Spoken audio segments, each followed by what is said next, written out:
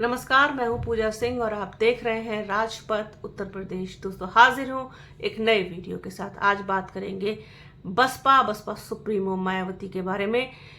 पिछले कुछ दिनों से लगातार बसपा की चर्चा हो रही है। पिछले कुछ दिनों से जिस तरीके से बसपा एक्टिव है, बसपा सुप्रीमो मायावती लगातार एक्टिव है, उसके बाद और जो हालात बने हैं, बसपा की बात हो रही है, बसपा की चर्चा हो रही है और वो लोग बात कर रहे हैं, चर्चा कर रहे हैं। ये बड़ा इंटरेस्टिंग है कि वो लोग बात कर रहे हैं बसपा सुप्रीमो मायावती के बारे में और बसपा के बारे में जो कभी बसपा का नाम भी नहीं लेना चाहते थे।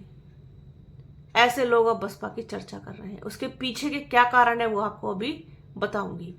2027 का चुनाव कोई बहुत दूर नहीं है। 2025 आधा बीत चुका है, 2026 आ जाएगा।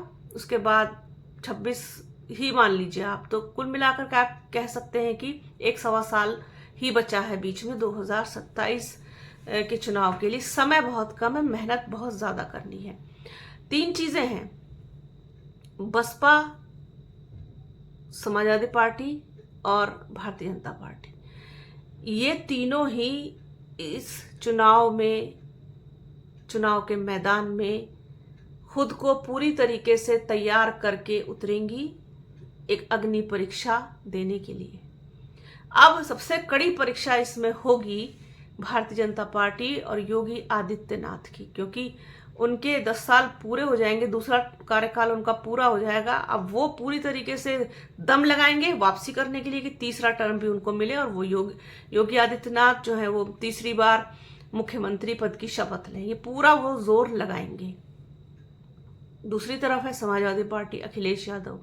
वो छटपटा रहे हैं, बुरी तरीके से छटपटा रहे हैं कि किसी तरीके से समाजवादी पार्टी जो अटक गई थी 2022 में, वो अपने उस टारगेट को पूरा कर ले और एक बार फिर से समाजवादी पार्टी की पूर्ण बहुमत की सरकार बने 2027 में और अखिलेश यादव मुख्यमंत्री पद की शपथ लें। तीसरी चीज है बसपा भी पूरा जोर लगाएगी कि उसकी दमदार वापसी हो।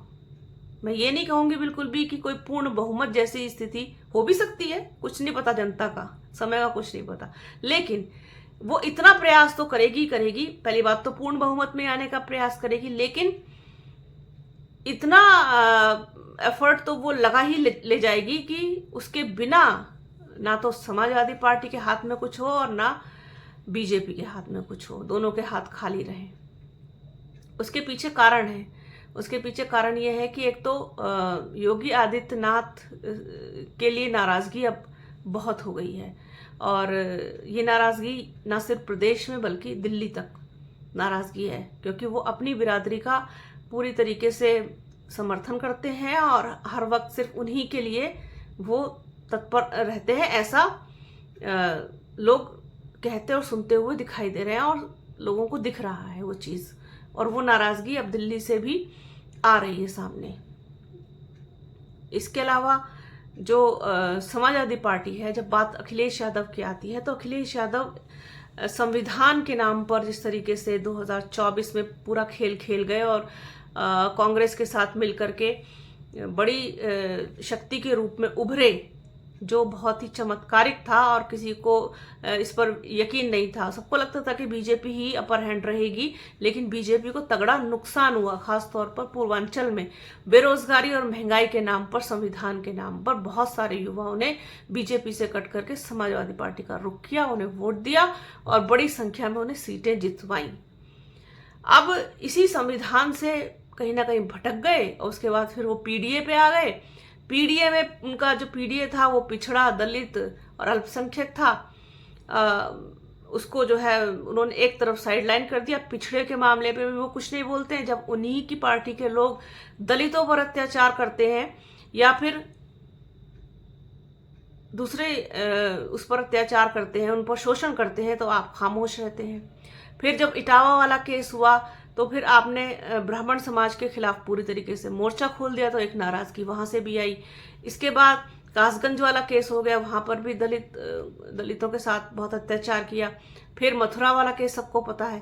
तो जो आप कहते हैं कि पिछड़ा और दलित और अल्पसंख्यक, तो वो कहीं नजर नहीं आता। दलितों पर अत्याचार होता है, आप खामोश बैठते हैं, आप ना वहां जाते हुए दिखाई देते हैं, ना उनके लिए आवाज उठाते हुए दिखाई देते हैं, ना उनके लिए आपको संघर्ष करते हुए दिखाई देते हैं, पर एक्स पर पोस्ट लिख देते हैं छोटी सी, वो भी पता नहीं कौन से ह्यूमर में लिखते हैं, कुछ क्लियर ही नहीं होता कि क्या कहना क्या चाहते हैं, क्लियर कुछ नहीं लिखते हैं। जिस तरीके से बसपा सुप्रीमो मायावती क्लियर लिखती हैं, ऐसा वो क्लियर कुछ नहीं लिखते हैं, गोलमोल सी बात कर देते हैं, वो समझ नहीं आता।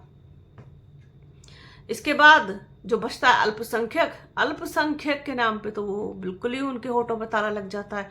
वहां तो वो बोलना ही नहीं चाहते, उनका वोट तो चाहिए, अल्पसंख्यक वोट देते रहें, समाजवादी पार्टी को देते रहें, बस। इसके अलावा ना उनके मुद्दे उठाने हैं, ना उनके बारे में कुछ बोलना है। इकरा हसन की नाराजगी भी अब सबको दिखाई दे रही है। इकरा हसन के मामले में जिस तरीके का स्टैंड अखिलेश यादव को समाजवादी पार्टी को लेना चाहिए था, वो नहीं लिया गया। किसी भी महिला के अपमान के मामले में अखिलेश यादव का कोई भी स्टैंड बहुत मजबूती के साथ नहीं आता। डिम्पल यादव के बारे में जिस तरीके से बोला गया, फिर जिस तरीके से वो मौलाना की जो पिटाई हुई, वो सारी चीजें हैं, तो ये सब कुछ कहीं ना कहीं समाजवादी पार्टी के अगेंस्ट जाता हुआ दिखाई देता है। मतलब कुछ दम सा नजर नहीं आता, मैं ये कहना चाहती हूँ। उनके पीडीए में कोई दम नहीं है, पीडीए है ही नहीं कहीं दूर दूर तक भी। जो होना चाहिए असलियत में, जो आपने जिन लोगों के लिए कह के बनाया है, वो कहाँ है। इसके बाद बचती है बसपा सर्व समाज की बात कर रही है, सर्वजन हिताय सर्वजन सुखाय की जो उसकी नीति है उस पर चल रही है। बसपा सुप्रीमो मायावती चाहती हैं कि उनका फोकस इस वक्त पिछड़ा वर्ग जो है उस पर रहे, साथ ही साथ अल्पसंख्यक जो टूटा है वो भी बसपा के साथ लौटे, बसपा में वापसी करें। उसके लिए उनकी जो सोशल इंजीनियरिंग है उसका उदाहरण आप 2007 से देख सकते हैं कि उसमें उन्होंने ब्राह्मण सवर्णों को भी जगह दी थी, और अल्पसंख्यकों को भी, पिछड़ों को भी, और दलित तो खैर उनके साथ हमेशा से ही थे और हैं और हमेशा रहेंगे। तो वो पूरा एक ऐसा माहौल बना था कि उसने बसपा को पूर्ण बहुमत की सरकार बना करके दे दी थी। उसी समीकरण की आज जरूरत है, जरूरत बन गई, समीकरण तैयार हो रहे, क्योंकि भारतीय जनता पार्टी में भी सब कुछ बहुत अच्छा नहीं है।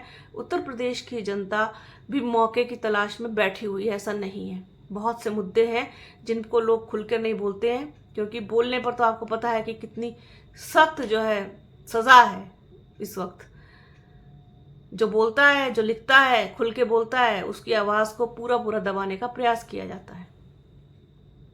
इसके बाद समाजवादी पार्टी में भी जो कुछ हो रहा है, क्योंकि समाजवादी पार्टी को खड़ा करने में जिन लोगों का हाथ था वो सर्व समाज को लेकर के चलते थे। उनमें दलित भी थे, उनमें अल्पसंख्यक भी थे, उनमें पिछड़े भी थे, उनमें महिलाएं भी थी, उनमें सभी लोग सारे मतलब सब समाज के लोग शामिल थे। लेकिन इस वक्त की जो समाजवादी पार्टी है वो पता नहीं किसी और ही पैटर्न पर उसकी राजनीति चलती है, किसी और ही पैटर्न पर। वो करना चाहते हैं जो बीजेपी की मतलब बीजेपी की रहा है, कि वही मंदिर, वही भगवान और वही वो सब कुछ।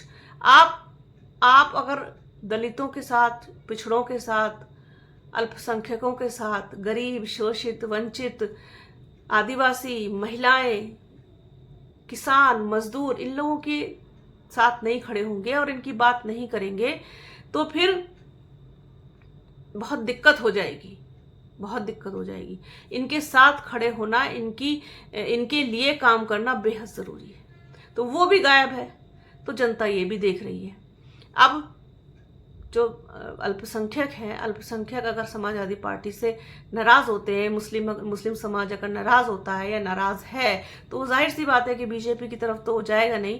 कांग्रेस उसकी पसंद है, लेकिन उत्तर प्रदेश में कांग्रेस अगर अलग अलग होती है, क्योंकि अभी ये भी नहीं पता है कि समाजवादी पार्टी का और कांग्रेस का जो एक चल रहा है अलायंस, वो अभी आगे कंटिन्यू रहेगा या नहीं रहेगा। सीटों को लेकर के इनमें भी आपस में रार होगी, इनमें भी आपस में फूट पड़ेगी, ये तय माना जा रहा है लगभग। तो उधर नहीं जाएगा तो फिर समाजवादी पार्टी के साथ नहीं जाएगा। अगर नाराजगी है तो उसके पास ऑप्शन बसपा बचती है। तो ये एक मौका है बसपा के पास। दूसरी तरफ जो ब्राह्मण है वो भी कहीं ना कहीं बीजेपी से बहुत नाराज दिखाई देते हैं, और दूसरी बिरादरियां भी, और पिछड़ा वर्ग भी। तो ये भी समाजवादी पार्टी के साथ नहीं जाएगा, उनकी पहली पसंद नहीं। उनकी पहली पसंद ऐसे में बसपा बनती है, बसपा सुप्रीमो मायावती। क्योंकि कुछ लोग अब कह रहे हैं कि मायावती बहुत कुशल नेता है, उनकी जब सरकार थी तो बहुत कुछ अच्छा हुआ, किसानों के लिए अच्छा हुआ, युवा वर्ग के लिए अच्छा हुआ, बहुत विकास के काम भी हुए।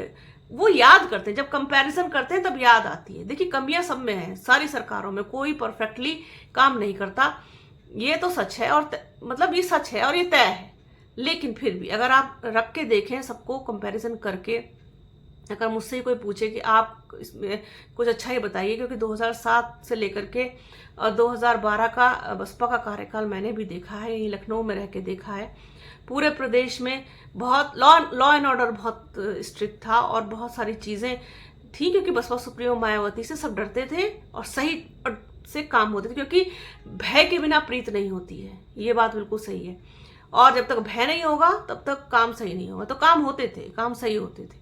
उसके बाद समाजवादी पार्टी की सरकार आई। समाजवादी पार्टी की सरकार में जिस तरीके के काम हुए, जिस तरीके का एक अलग ही तरीके का माहौल देखने को मिला, वो विकास के कामों से कम जुड़ा था और दूसरे कामों से ज्यादा। और फिर जब ये आ गई इधर बीजेपी की सरकार, तो वो तो आप जानते ही हैं कि बुलडोजर और मंदिर और यही सब, उसमें सब गरीब, किसान, मजदूर, अल्पसंख्यक, दलित सब नदारद हो गए, सब साइडलाइन हो गए, कुछ नहीं। तो ऐसे में क्या कोई और ऑप्शन आदमी देख रहा है या उसे देखना चाहिए? यदि बसपा को मौका मिलता है तो उसे भरपूर फायदा मिल सकता है इन सारी परिस्थितियों का, क्योंकि सबको सबने देख रखा है। और एक दमदार वापसी करने का मादा रखती है बसपा, क्योंकि उसके पास मौका रहेगा, मौका मिलेगा। और बसपा को चाहिए कि इस मौके को वो भुना ले जाए, कम से कम ऐसी स्थिति में आके बसपा खड़ी हो जाए कि उसके बिना सरकार न बने। और ये मौका बसपा को मिलता हुआ दिखाई दे रहा है 2027 में। एक तो जमीन पर अब वो काम कर रही है, बसपा सुप्रीमो मायावती एक्टिव है, बहुत लोग अब ज्वाइन भी कर रहे हैं बसपा को, और वापसी करने का एक पूरे जो संकेत होते हैं वो बनते हुए दिखाई दे रहे। अभी और चीजें बदलेंगी, अभी समीकरण और बदलेंगे, अभी आगे आप बहुत कुछ बदलाव देखेंगे, और बहुत सारी परिस्थितियां ऐसी होंगी कि जो मजबूर करेंगी लोगों को बसपा की तरफ अट्रैक्ट होने के लिए। कुछ चीजें होती हैं जिनकी आहट हो जाती है पहले से, तो वो आहट अब होती हुई दिखाई दे रही है। तो ये एक बड़ी दिलचस्प चीज थी, मैं नोटिस कर रही थी पिछले 4-5 दिन से कि बसपा की चर्चा हो रही है, बसपा की बारे में बात हो रही है। जो ब्राह्मण समाज है वो बसपा की बात कर रहा है, और सवर्ण लोग जो हैं वो भी बसपा की बात कर रहे हैं, कंपैरिजन कर रहे हैं। तो देख रहे हैं कि कौन बेटर रहा है अब तक, और कौन आगे अच्छा कर सकता है, किससे उम्मीद की जा सकती है। तो बाकी तो शोषित, वंचित, दलित समाज, किसान, मजदूर, महिलाएं, अल्पसंख्यक, ये सभी लोग जो है वो एक उम्मीद भरी निगाह से तो बसपा की तरफ देखते ही हैं, इसमें कोई दो राय नहीं है। तो मुझे लगा इस पर बात करनी चाहिए आप लोगों से। तो आज के इस वीडियो में फिलहाल इतना ही। वीडियो कैसा लगा कमेंट सेक्शन में जरूर बताइएगा, और बने रहिए हमारे चैनल के साथ। हमारे चैनल को लाइक कीजिए, शेयर कीजिए, सब्सक्राइब कीजिए, बेल आइकन घंटी जैसी आकृति ज़रूर दबाइएगा, जिससे कि आने वाले वीडियो का नोटिफिकेशन आपको मिल सके।